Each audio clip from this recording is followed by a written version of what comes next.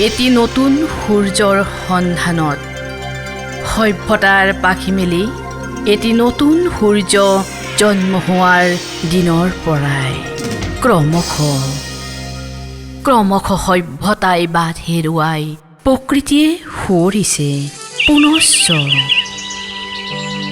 এটি নতুন সূৰ্য আগমনত বাট বিচাৰিছে।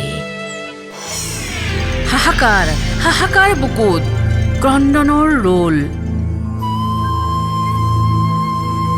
আমাৰ মাতৃভূমিত অসমীয়াৰ অস্তিত্ব হেৰুৱাৰ বেদনাত চিঞৰে কোনোবাই ৰাজপথত।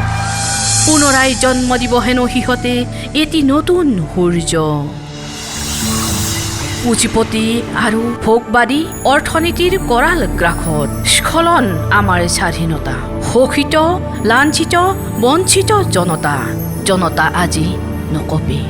জনতা আজি নকপে নীলা শিয়ালৰ চিঞৰত।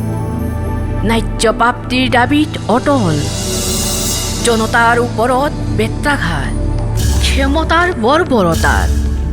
হাই ভকে জানো বুজে সিজা নিসিজা অথবা কিমান ক্ষোভত জনতা উদাত্ত হ'ব পাৰে,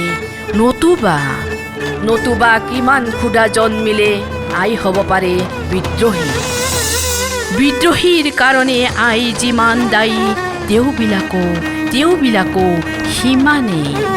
উদাত্ততাই যদি ৰক্ষা কৰে আইৰ অস্তিত্ব, তেনেহলে মই হাজাৰবাৰ উদাত্ত কণ্ঠেৰে বিচাৰিম এটি নতুন সূৰ্যৰ সন্ধান।